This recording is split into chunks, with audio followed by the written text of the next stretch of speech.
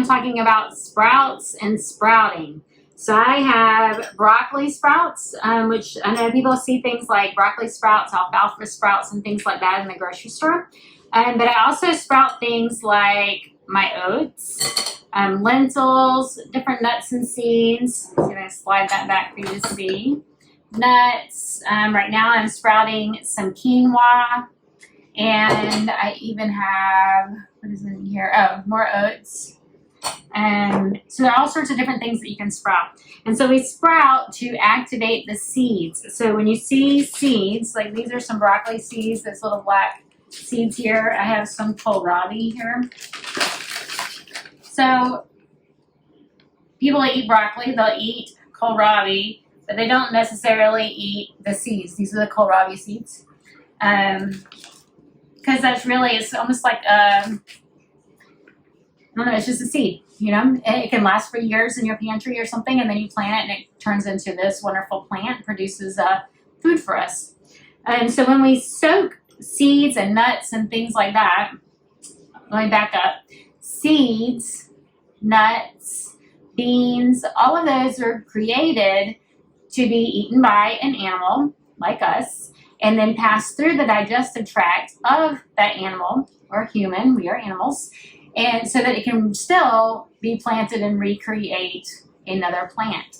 And so when we eat seeds, like if I were to eat these broccoli seeds here, actually these are kohlrabi, if I were to eat these seeds, then they would just pass through my body. There's a chance I would chew some of them, but most of them would just pass right through my body and then be eliminated, just like they are through birds. I know you see things come up occasionally. We'll have a watermelon that came out from nowhere. We don't know where that came from, but it's because that seed passed through an animal, and then or unless somebody had a watermelon spitting contest, and that's how it got there.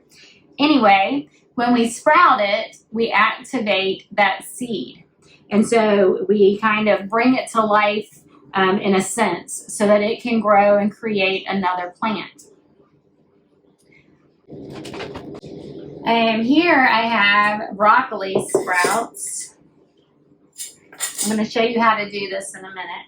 But here are my broccoli sprouts. So you can see these different sprouts. Each one of these came from one seed, and it's going to produce a broccoli plant. One broccoli plant, which will have some broccoli heads that we would eat. So each one of these is going to turn into that whole plant, produce all of those broccoli florets that someone will eat later. Well, I can put this pile of broccoli sprouts on my salad or sandwich or wrap, or just eat it right now, and it's like I'm eating, how many is that?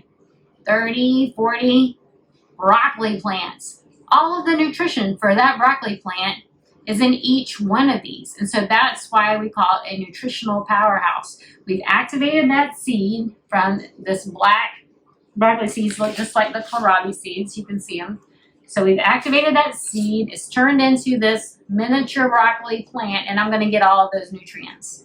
And so that is delicious and nutritious. It can go into smoothies. Maybe you don't like broccoli, but you know broccoli is so good for you. It's packed full of sulforaphane, which is a major cancer fighter. And so it's also eating a green. So you should eat greens throughout the day. Greens help your body with nitric oxide to help expand your capillaries and arteries and help provide more blood for your heart. They're just wonderful for heart health, packed full of all sorts of minerals for muscle health. So I love sprouts. So I sprout everything. So I buy whole oat groats, and you can see how it's sprouting through the bottom of the strainer, and I'll show you how I do that in a minute. But so it went from a dead dry oat seed, the oat groat, to this sprouted living oats that I will now eat.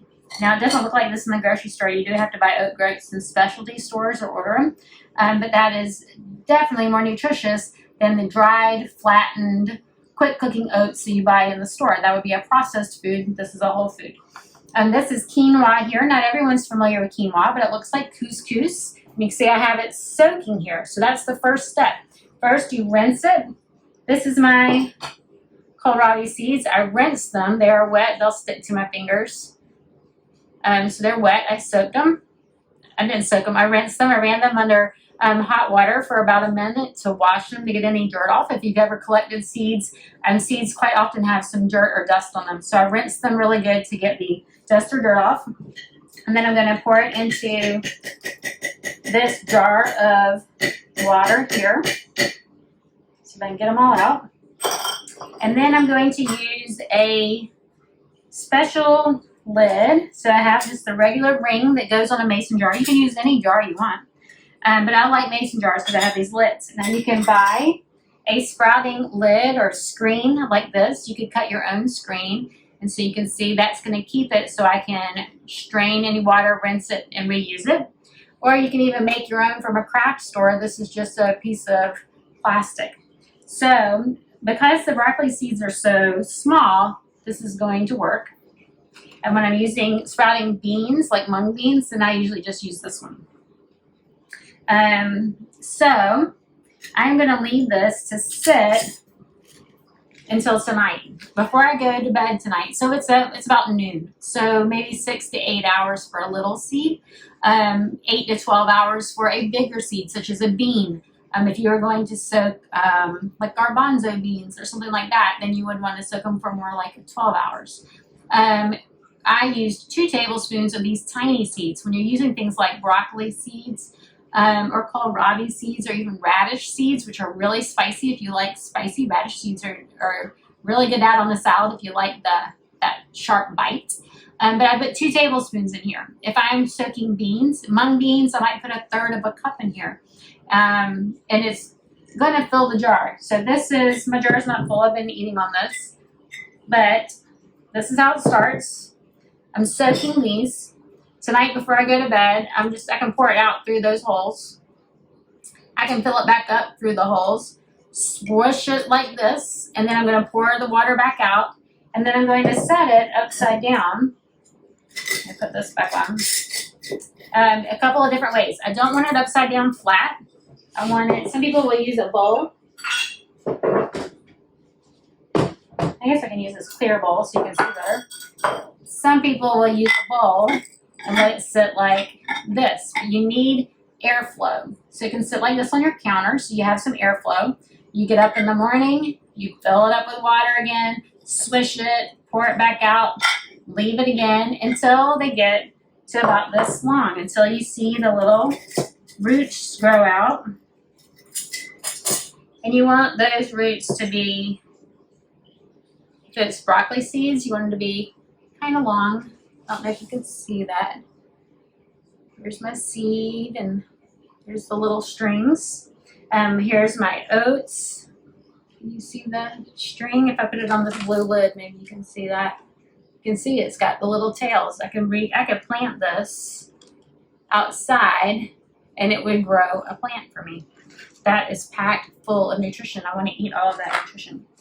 Some people use the bowl method. Here where I live, it is really hot and humid, and so I don't want it to get too hot. The hotter it is, the faster they sprout. If it's too cold, you don't want to put it in a room where it's really cold because it won't sprout. What I do in my house is I use a dishwashing drying rack, and I leave my jars like this. And so I'll have 2 or 3, depending on what I'm sprouting. They'll be in a drying rack like this where they're sitting at an angle. There's good airflow for my plant. And so every morning and every night, I fill it up with water, swirl it around, and pour it out. Sometimes I'll do it twice. I want the water to be clear. Smell it. There shouldn't be any odor. And then I just leave it to sit until that night. Repeat. Rinse, leave it until I start seeing that tail and it starts growing. If it starts to develop a bad odor, toss it out. You could have had a harmful bacteria. Maybe there was something in your jar. Maybe your seeds weren't rinsed well. So there should not be any odor. And then you just stick these in the fridge, and they'll last in the fridge for about a week. So I just started these. So tonight before I go to bed, I'm going to strain it, leave it tilted in my dishwashing rack until the morning, And then that's where I will start the process of rinsing, pour it out, let it sit. And in about, broccoli takes maybe 5 days. So it'll take about 5 days before it gets like this. Oats take about 3 days. Mung beans only take about 3 days. You could actually probably just watch mung beans sprout. They are amazing, especially great to start with kids because you see something happen right away. Lentils will only take a couple of days. Quinoa will only take a day or two. I'm actually eating these tonight, and I didn't think about it. And so I just started soaking them this morning. Tonight I will strain it and then cook them tonight. And so I'm going to activate them a little bit, but they're really not going to sprout anything before I eat them. I do that with rice as well. I try to start the rice a day ahead, but sometimes you just don't remember. Soaking and rinsing rice especially is good because rice, there's been a lot of articles about arsenic in rice. And by rinsing them and soaking them, you remove a lot of that arsenic. Always check your source, where you're buying your rice from, because that is important. We believe in finding that out. So I'm also soaking here. I have, I'm going to make some crackers later, but I'm soaking sunflower seeds and flax seeds and chia seeds. And those get gelatinous. You can see it just clumps together. And so those you only want to soak right before you eat them. You can also soak things like nuts and seeds. I didn't get a towel. Soaking, like I said, so even nuts, they are made to pass through your body. So we buy raw nuts at like Sprouts or something like that. So that's what all of this is. I just buy my lentils in a bag like this and sprout them before I cook them. I do cook them. Some people do just sprout them and put them on salads and eat just sprouted lentils without cooked. I usually cook mine. Almonds, I will soak overnight. Cashews, I will soak overnight. And then I will put them in my dehydrator. And then in a day or two, then they look just like the regular cashews, but they're just ready to be eaten. Soaking them are great if you use any raw recipes. You want to make like a raw cashew cheese or a raw cashew cheesecake or something like that, then you want to soak them. And for that, for almonds or almond milk, I will usually soak them, strain the water off, and then add water before I make almond milk and things like that. And same with the oat milk. I'll soak my oats first, and then I'll make my oat milk with that.